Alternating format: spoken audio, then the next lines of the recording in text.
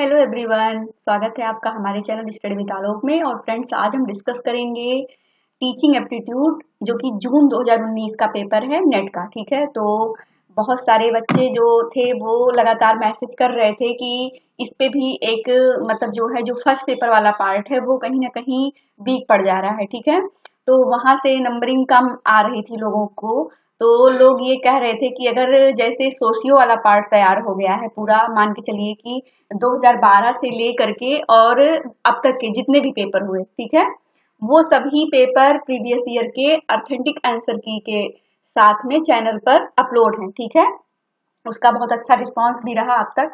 और इसीलिए लोगों का कहना था कि मैम फर्स्ट पेपर को भी उसी क्रमानुसार अगर प्लेलिस्ट में अवेलेबल हो जाए तो ये आगे चल करके बहुत ज्यादा बेनिफिशियल हो जाएगा। क्योंकि देखिए फ्रेंड्स, इसमें जो आपका टीचिंग एप्टीट्यूड है, कंप्यूटर वाला पार्ट है, ठीक है, और ईबीएस है, पॉलिटी आपका हो गया, रिसर्च हो गया, ठीक है, ये सब जो सारी चीजें हैं ये सब आगे भी काम आती हैं। जैसे मान लीजिए कि आप नेट क्वालिफाई कर गए हैं, तो नेट के जो पेपर जो आपके सब्जेक्ट वाले हैं ये आते हैं, चाहे वो आपका हायर एजुकेशन का एग्जाम हो, चाहे पीजीटी का हो, कहीं भी हो कंपटीशन का। वैसे ही जहाँ पे जीएस वाला जो आपका पार्ट है, जैसे यूपीएचएससी में ही हो गया, ठीक है, वहां पे टीचिंग एप्टीट्यूड है, कंप्यूटर है, ठीक है, पॉलिटी आपका है, रिसर्च से क्वेश्चन आते हैं। ठीक है, तो ये सब जो वाले पार्ट हैं, यहाँ से भी अगर आप इसको प्रीवियस ईयर जो लोग रिवाइज करेंगे तो इसका भी लाभ उन्हें मिलेगा।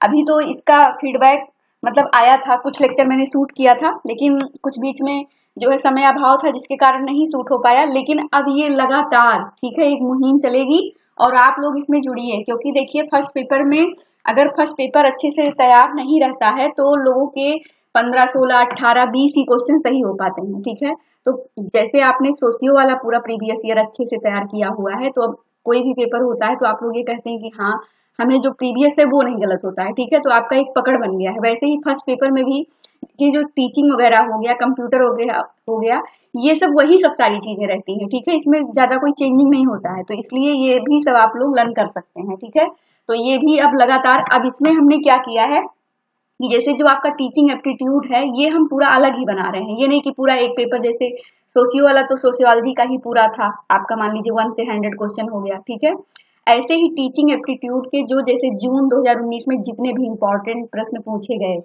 आपके टीचिंग एप्टीट्यूड के, तो जून का हमने ये पार्ट 1 में बना दिया, फिर दिसंबर वाला हम बना देंगे टीचिंग का। ठीक है, ऐसे ही लगातार अब आपका ये चलता रहेगा। तो अब 20 वाला बचा है, इसके पहले 2012 से लेके और 18 तक का पेपर टीचिंग एप्टीट्यूड का प्लेलिस्ट में अवेलेबल है। जो लोग नए होंगे उनकी जानकारी के लिए है। ठीक है, बाकी तो जो लोग देख रहे हैं, जो जुड़े हुए हैं संस्थान से, वो तो देखते ही हैं। ठीक है, बाकी ये 20, 21, 22, 23 और अब तक की जो भी चीजें हैं वो इसी क्रमानुसार जब टीचिंग का हो जाएगा तो कंप्यूटर को हम स्टार्ट करेंगे। ठीक है, तो आप सभी लोग इस पर बने रहिए, अब लगातार इस पे वीडियो बनते रहेंगे। ठीक है, तो चलिए हमारे साथ, ये तो लेक्चर की शुरुआत हो रही थी तो कुछ जानकारी देना आवश्यक था। क्योंकि देखिए जो लोग नए जुड़ते हैं उनको समझ में नहीं आता है कि कहाँ पे क्या चीजें हो गई हैं और ये चीजें अब क्यों चलाई जा रही हैं। क्योंकि देखिए पीजीटी का 500 जो क्वेश्चन सॉल्व किया गया था, अभी उसका भी फीडबैक रहा कि बहुत अच्छा, लोग प्रैक्टिस भी कर रहे हैं उस पर। तो इसीलिए अब ये फर्स्ट पेपर की एक मुहिम चल रही है और लगातार अब ये चलती रहेगी। ठीक है, क्योंकि नेट का एग्जाम लगातार 6 मंथ पे होता ही रहता है। अभी दिसंबर में आप लोगों का एग्जामिनेशन है, जो लोग एग्जाम देने जा रहे हैं उनको शुभकामनाएं हैं। ठीक है, चल रही है हमारे यहाँ क्लासेज वगैरह, टेस्ट, सारी चीजें अवेलेबल हैं। ठीक है, तो जो लोग नए होंगे वो ज्वाइन भी कर सकते हैं। बाकी अभी फॉर्म आने वाला है, फॉर्म भी आप लोग अप्लाई कीजिए। जिनका 1-2 नंबर से रुक रहा है वो लोग अपनी जो है निरंतरता को बनाएं और लगातार प्रैक्टिस को जारी रखें। ठीक है, तो चलिए देखते हैं। देखिए क्वेश्चन 1 यहाँ पे पूछा गया है कि एक अध्यापक विद्यार्थियों के अधिगम की कठिनाइयों को ज्ञात करना चाहता है, निम्नलिखित में से किस परीक्षा का उपयोग किया जा सकता है। ठीक है, यहाँ पे पूछा जा रहा है कि एक अध्यापक विद्यार्थियों के, ठीक है, अधिगम की कठिनाइयों को ज्ञात करना चाहता है, निम्नलिखित में से किस परीक्षण का वो उपयोग करेगा। ठीक है, मान लीजिए जैसे कोई टीचर है और कोई विद्यार्थी है तो उसको पढ़ने में कठिनाई हो रही है, तो वो किस प्रकार से किस परीक्षण का उपयोग करेगा। तो संकलनात्मक परीक्षण, निर्माणात्मक परीक्षण, निष्पादन परीक्षण या नैदानिक परीक्षण। ठीक है, तो ये बताना है। तो इसमें कौन सा हो जाएगा फ्रेंड्स, इसका हो जाएगा डी।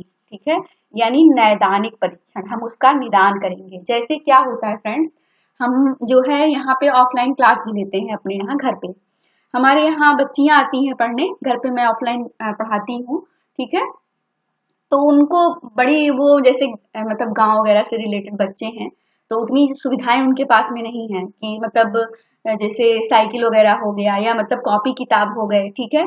तो उनको मैंने कॉपी जो थी सारी चीजें, ठीक है, जब मुझे लगा कि ये इस वजह से नहीं पढ़ रहे हैं, आगे नहीं बढ़ रहे हैं पीजी के बाद में, ठीक है, तो उनकी समस्या को देखते हुए उनको हमने अपनी साइकिल दी, ठीक है, कि वो अपना साइकिल लें आए, ठीक है। अगर मान लीजिए साइकिल की वजह से उनको प्रॉब्लम हो रही है, मान लीजिए 8-10 किलोमीटर से आना है उनको पढ़ने और वो नहीं आ पा रही हैं, ठीक है, बता रही हैं कि मैम हमें प्रॉब्लम होती है आने में, तो हम क्या किए कि उनको भाई साइकिल दिए, ठीक है, कॉपी किताब उनको जो भी नोट्स वगैरह बनाना है, ठीक है। लेकिन ये नहीं है कि मतलब पढ़ाई ना हो। तो देखिए ये चीज होनी चाहिए कि मान लीजिए आप एक टीचर हैं और कोई बच्चा पढ़ना चाह रहा है और उसकी समस्या है जिसकी वजह से वो नहीं पढ़ पा रहा है, तो आप उसका निदान करिए, ठीक है। तो ये क्या हो गया, एक नैदानिक परीक्षण। तो वो बच्चे अब आने लगे पढ़ने, ठीक है, और उनको शुरुआत में बहुत दिक्कतें हुई लेकिन अब वो पूरा अच्छे से पढ़ाई कर रहे हैं, ठीक है। तो ये एक समझाने के लिए था, ठीक है, एग्जाम्पल। इसको क्या कहते हैं, नैदानिक परीक्षण, यानी किसी भी बच्चे को अगर पढ़ाई करने में कठिनाई आ रही है तो उसके लिए क्या किया जाता है शिक्षक के द्वारा, नैदानिक परीक्षण, यानी उसका निदान आप करिए अगर आप सक्षम हैं तो। बाकी तो लोग करते ही हैं, ठीक है। तो देखिए अगला क्या है, इसमें क्वेश्चन नंबर 2 है कि विद्यार्थी केंद्रित कक्षा का प्रयोजन है। विद्यार्थी जो है वो केंद्रित कक्षा का प्रयोजन है। तो क्या है, व्यक्तिगत भिन्नता से निपटने के लिए शिक्षक उन्मुखी व्याख्यान का हास हो गया, पूर्ववर्ती ज्ञान का स्मरण हो गया, समग्र कक्षा को अंतर्भूत करना, ठीक है। तो जो विद्यार्थी केंद्रित कक्षा का जो प्रयोजन होता है, ये किस लिए किया जाता है, व्यक्तिगत भिन्नता को निपटने के लिए, शिक्षक उन्मुखी व्याख्यान का हास करने के लिए, पूर्ववर्ती ज्ञान का प्रत्यास्मरण करने के लिए और समग्र कक्षा को अंतर्भूत करने के लिए। तो इसका जो करेक्ट आंसर होगा वो होगा फ्रेंड्स 2 का हो जाएगा आपका ए, ठीक है, यानी व्यक्तिगत जो भिन्नता है उसे निपटने के लिए, ठीक है, यानी विद्यार्थी जो केंद्रित कक्षा का प्रयोजन अगर होगा तो ये आपका ऑप्शन ए हो जाएगा, ठीक है। चलिए अगले क्वेश्चन को देखेंगे। देखिए यहाँ पे एक स्तंभ दिया गया है और ये सूची के अकॉर्डिंग हमें मैच करना है, यानी स्तंभ ए में शिक्षण की जो विधियां दी गई हैं, ठीक है, शिक्षण विधि है और विधि के महत्वपूर्ण पक्ष हैं, तो इसको ए और बी के विधि के पक्ष के रूप में यहाँ पे स्तंभों में दिया गया है, इसे हमें मैच करना है। देखिए सहयोगात्मक विधि है, सहकारी विधि है, रचनात्मक विधि है और टीम शिक्षण विधि है, ठीक है। तो इसमें जो करेक्ट आंसर होगा वो होगा आपका फ्रेंड्स 3 का हो जाएगा बी, ठीक है, क्या हो जाएगा, बी हो जाएगा। अब आइए इसको एक बार ऊपर समझ भी लेते हैं। देखिए यहाँ पे ए का होगा थर्ड, यानी सहयोगात्मक विधि। सहयोगात्मक विधि यानी जब विद्यार्थी अधिगम कार्यकलाप के विभिन्न पहलुओं को साझा करते हैं, ठीक है, तो क्या होता है, जो है ये हो जाएगा आपका सहयोगात्मक विधि। सहकारी विधि यानी बी का हो जाएगा आपका 4, यानी जब विद्यार्थीगण अधिगम में एक दूसरे की सहायता करते हैं, तो ये हो गया। रचनात्मक में क्या होगा, सी का आपका हो जाएगा 1, ठीक है, सी का हो जाएगा आपका सेकेंड नंबर। तो रचनात्मक विधि में क्या हो जाएगा, यानी कि जब विद्यार्थियों पर ज्ञान के सृजक के रूप में जोर दिया जाता है, ठीक है, तो सी का हो जाएगा सेकेंड और डी का आपका होगा 1 नंबर, ठीक है। डी का क्या हो जाएगा, टीम शिक्षण, यानी कि इसमें जब शिक्षण में अध्यापकों की विशेषज्ञता पर उपयोग किया जाता है, तो डी का हो जाएगा 1, तो इसलिए आपका करेक्ट आंसर बी हो जाएगा। अगला इसमें क्वेश्चन है कि एक सूची दी गई है और इसमें रणनीतियां जो प्रत्यक्ष शिक्षण से संबंधित हैं वो बतानी है। तो देखिए उदाहरण और व्याख्या प्रदान करना, पूछताछ को बढ़ावा देना, अवधारणाओं पर ध्यान केंद्रित करना या अन्वेषणात्मकता और पुनः प्रस्तुति परकता, अभ्यास और पुष्टि प्रदान करना, समस्या प्रस्तुत और समस्या समाधान। नीचे दिए गए विकल्पों में से सही उत्तर चयन कीजिए, ठीक है। तो फोर्थ का क्या हो जाएगा आपका करेक्ट आंसर होगा सी, यानी कि 1 हो जाएगा। जैसे उदाहरण और व्याख्या प्रदान करना, जैसे कौन सी रणनीतियां प्रत्यक्ष शिक्षण से संबंधित होती हैं, तो फ्रेंड्स जैसे मान लीजिए कि शिक्षक कोई चीज पढ़ा रहे हैं तो उनको वो बता दिए कि प्रत्यक्ष उदाहरण जैसे दे करके प्रत्यक्ष रूप से उदाहरण और व्याख्या जो प्रदान किया जाता है वो हमारे माइंड में हमें चीजें लर्न हो जाती हैं। जैसे कोई चीज होता है ना कि जैसे मान लीजिए आपके कल्चर में है, आपने कोई चीज देखा है, तो उसी का एग्जाम्पल आपको अगर दिया जाता है तो आपको वो चीज बहुत मतलब लर्न रहती है, ठीक है, काफी देर तक वो चीजें याद हो जाती हैं परमानेंटली, वो जल्दी भूलता नहीं है, ठीक है। और उसके बाद में क्या हो जाएगा, फोर्थ नंबर, ठीक है, यानी अनविच्छिन्नात्मकता और पुनः प्रस्तुति जो परखता होती है, ये भी इसमें शामिल होता है। और लास्ट वाला क्या है, अभ्यास और प्रतिपुष्टि प्रदान करना, यानी उसका लगातार प्रैक्टिस करवाते रहना। जैसे मान लीजिए कि पीजीटी का जो सिलेबस है वो कंप्लीट हो गया है, लेकिन फिर भी लगातार प्रैक्टिस चल रही है टेस्ट के माध्यम से, और फिर उसका जो फीडबैक आता है, ठीक है, कि हाँ हमारे इतने नंबर हैं, ये हैं वो हैं, तो जो प्रतिपुष्ट होती है फीडबैक, तो ये सब क्या होता है, जो है ये रणनीतियां जो होती हैं प्रत्यक्ष शिक्षण से संबंधित होती हैं। तो आपका जो ऑप्शन सी है वो करेक्ट हो जाएगा, ठीक है।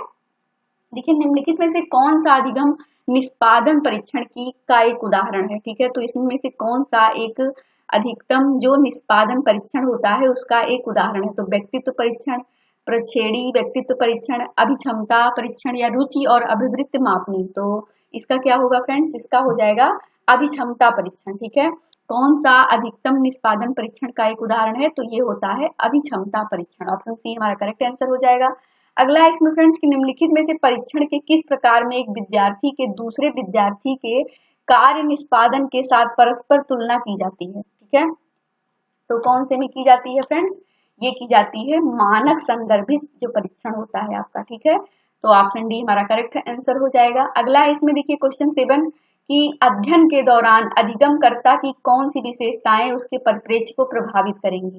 तो कौन सी जो है अध्ययन के दौरान जो अधिगम करता है उसको कौन सी विशेषताएं जो हैं परिप्रेक्ष्य को प्रभावित करेंगी, ये बताना है। तो इसका हो जाएगा करेक्ट आंसर ए, ठीक है। तो इसमें क्या हो जाएगा, ऑप्शन 1 यानी अधिगमकर्ता की प्रतिबद्धता जो होती है ये पाई जाती है, ठीक है। और थर्ड यानी अधिगमकर्ता की जो पूर्व जानकारी होती है किसी चीज को करने के लिए, वो भी बहुत बेस होता है उसके लिए। जैसे मान लीजिए कि आप नेट की तैयारी करने जा रहे हैं, तो जो इसमें जो आपने पीजी किया है, ठीक है, अच्छे से, जो जिसने रेगुलर क्लास की हुई है, तो उसकी पूर्व जानकारी होती है, ठीक है। तो ये सब क्या होता है, ये सब बहुत काम आता है, ठीक है। और उसके बाद में क्या हो जाएगा फ्रेंड्स, इसमें इसमें हो जाएगा फोर्थ, ठीक है, यानी कि आपका जो ये है संबंधित क्षेत्र में अधिगमकर्ता का कौशल, ठीक है, क्या हो जाएगा, संबंधित उस क्षेत्र से, उस विषय क्षेत्र से अधिगमकर्ता का जो कौशल होता है, ठीक है, संबंधित क्षेत्र से। तो ये सब सारी चीजें उसमें आ जाएंगी। तो आपका ऑप्शन ए हमारा राइट आंसर हो जाएगा। अगला है देखिए क्वेश्चन 8 इसमें है कि विचार प्रक्रिया ब्रेन स्टॉर्मिंग, यानी इसको कहते हैं हिंदी में तड़ित झंझावात, ठीक है, क्या कहते हैं, लिख के आ जाता है कभी कभी तड़ित झंझावात, ठीक है, को एक विधि के रूप में किसके लिए प्रयुक्त किया जा सकता है। तो किसके लिए किया जाता है, 8 का ए, यानी कि लीक से हटकर चिंतन, यानी आउट ऑफ बॉक्स थिंकिंग, ठीक है। तो विचार प्रक्रिया जो ब्रेन स्टॉर्मिंग है को एक विधि के रूप में किसके लिए प्रयोग किया जाता है, तो लीक से हटकर चिंतन, यानी आउट ऑफ बॉक्स थिंकिंग, ठीक है। तो ऑप्शन ए हमारा राइट आंसर हो जाएगा। क्वेश्चन 9 है कि स्व अधिगम को दिष्टतम बनाने के लिए निम्नलिखित में से कौन सा अभिप्रेरण सिद्धांत सर्वाधिक मतलब जो है सहायक होता है, ठीक है।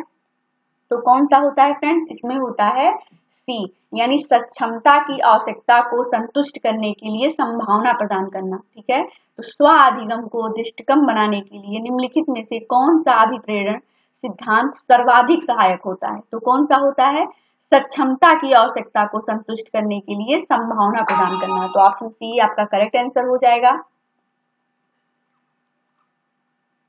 अगला है यानी कि लास्ट है, ठीक है। देखिए इसमें दिया गया है कि अधिगम उद्देश्यों का अर्थ है। तो जो अधिगम का उद्देश्य है उसका क्या अर्थ है, अधिगम उद्देश्यों का अर्थ है यानी अभिषिक्त अधिगम परिणाम, ठीक है, क्या होता है, अभिषिक्त अधिगम परिणाम। तो ऑप्शन डी हमारा राइट आंसर हो जाएगा। आज हम ये 10 क्वेश्चन ही सॉल्व करेंगे, जो आगे के जो क्वेश्चन होंगे टीचिंग वाले वो कल हम डिस्कस करेंगे, ठीक है। तो वीडियो बहुत ज्यादा बड़ा नहीं होना चाहिए, ठीक है, ताकि आप लोग इसको फटाफट रिवाइज भी कर लें और तैयार भी हो जाए, ठीक है। तो सभी को ढेर सारी शुभकामनाएं हैं, इसको आप लोग तैयार करते रहिए और अब लगातार हम कोशिश करेंगे कि सारे पार्ट धीरे धीरे कंप्लीट कर दिए जाएं। समय तो लगेगा, लेकिन अगर मुहिम चल जाती है तो फिर जो है वो धीरे धीरे कंप्लीट ही होता रहता है। ठीक है, धन्यवाद आप सभी का।